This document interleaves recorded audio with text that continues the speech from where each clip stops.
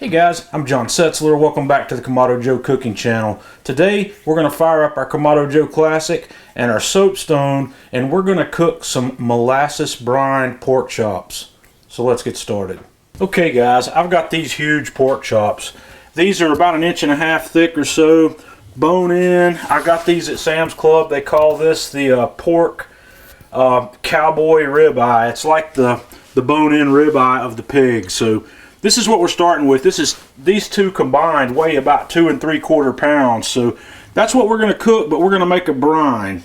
And to get my brine started, I've got a mixing bowl here with 4 cups of water in it. And to that, I'm going to add 1/2 cup of kosher salt. I've got 1/2 cup of molasses, 3 cloves of just mashed garlic.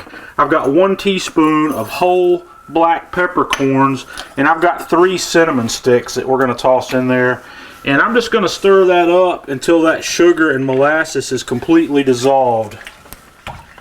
Now that I've got my brine completely combined, I've put those 2 big pork chops in a gallon Ziploc bag, and we're going to dump all this brine right in on top of that. And I'm going to seal that bag up and get most of the air out of it. And we're going to put that in the refrigerator and let that marinate for 4 hours. We're going to get started here. I've lit a fire over on the left hand side of the firebox of my Kamado Joe Classic, and I'm going to set the divide and conquer flexible cooking rack in place. And I've got the soapstone on the low side over here because we're going to do some searing on this. And I'm set up for indirect heat on the right with my heat deflector in the low position and a grill up here. And I'm going to set this up, and we're going to let the dome temperature come up to around 350 degrees. In order to get the Classic to 350, today I'm just going to leave the bottom vent fully open, and I'm going to close the top vent to about the first mark here because I've got plenty of time, and we're just going to let it slowly come up, and I'm going to stabilize at 350. If I need to warm it up, I'll open it more, or if I need to cool it down, I will close it more. While our grill is coming up to temperature, I'm going to go ahead and set a couple of ears of corn on the cob over here. We're going to cook to go along with this, and we'll let that just be cooking along as we warm up. Okay, we are ready to get started here. We're up to temperature, everything's looking good, and the first thing I want to do is I'm going to lay down a little bit of clarified butter on this side of the grill. I'm going to kind of spread that out, and then we're going to put these big old pork chops down. And we're going to sear these for several minutes on each side before we flip them over. Okay, we've been going about 5 minutes here, so I'm about ready to give these guys a flip and let those cook up on the other side. We'll be back in about another 5. Okay, we've let these sear on the other side. So the next thing we're going to do is we're going to move these over to indirect heat, and we're going to let these finish. And I'm going to let these finish up to an internal temperature of about 140 or so, because I'd like them to finish up about 145. And once they get to that, we're going to come back and sear some Bok Choy over here on the soapstone also.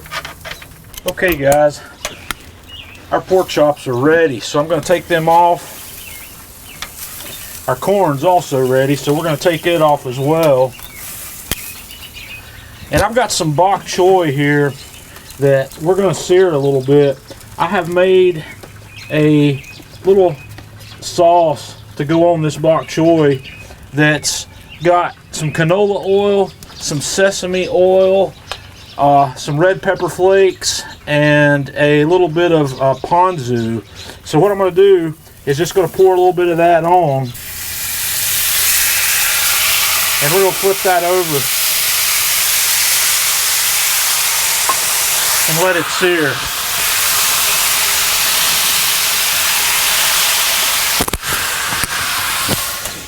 And just after a short sear, we're going to pull that off. It's got some nice char on it. We're going to take it in and get us a plate going. Okay guys, there you have it. A couple of really big fat pork chops and that beautiful molasses brine, some seared bok choy and some roasted corn on the cob. A real quick and easy, great meal. So this is what's going to be for dinner. So give this a try. Let me know what you think. Try this technique. This 350 degrees in the dome, your searing surface on the low side and indirect surface on the high side creates a really nice cooking environment where you can throw a lot of things together quickly. Until next time, this is John Setzler with Kamado Joe Cooking Channel.